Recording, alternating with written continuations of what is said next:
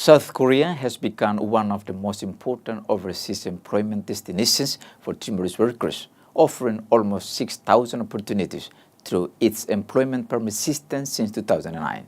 Timor-Leste's ambassador to the Republic of Korea, António Benevides, joined me from Seoul to discuss how the embassy supports Timorese workers and what both governments are doing to improve safety in high-risk industries. Ambassador, what role does the embassy play in preparing Timorese people for work in South Korea? Mr. Jerry, in fact, the role of the Embassy of Timor-Leste in the Republic of Korea is not to prepare migrant workers for employment in Korea. That is the primary responsibility of SEFOPE. Once all the administrative procedures are completed in Timor-Leste, the workers depart for Korea. Once they arrive here in Korea, the embassy has the opportunity to meet them during the induction period. The induction period is conducted by Human Resource Development of Korea. This will be conducted for 3 days. And during this session, the embassy, we provide information on Korea regulation, immigration laws, and other important matters related to the employment and contracts. Our goal is to help them better understand the rights and responsibilities. What protections and benefits are Timorese workers entitled to while working in South Korea? Timorese workers, and same as other workers from other countries, all are protected by South Korean labor law. They have the right to receive at least the minimum wage, work in a safe environment, receive health and accident insurance, and they have also the right to report unfair treatment or unpaid wages to local authorities. How does the embassy ensure employers comply with Korean labor law safety standards? This side, the embassy, basically, embassy cannot enforce Korean labor laws, however, we help our workers to report and then communicate with Korean authorities and support workers if their rights have been violated. But as I mentioned, from our side, the embassy cannot enforce Korean labor laws.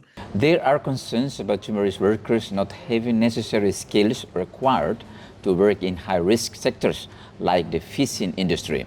How do South Korean employers prioritize physical safety skills like swimming versus standard Korean language proficiency when selecting Timorese workers from the talent pool? Sure. For Korean employers, proficiency in the Korean language is typically one of the most important requirements. As workers must be able to understand workplace instructions, communicate effectively, and comply with safety regulations. In the fishing industry, employers also place considerable emphasis on candidate physical fitness, practical work experience, and ability to perform demanding tasks in challenging environment. And this is a task that SEFOPE, our government, need to focus on that as well. We need to prepare qualified workers before they depart for Korea. So we need to increase the knowledge and the skills and also the attitude of our workers. Since Timorese workers started working in South Korea, 19 deaths have been reported, with most of the work being sea-related. What have Timor-Leste and South Korea done to improve the working conditions and safety of these workers?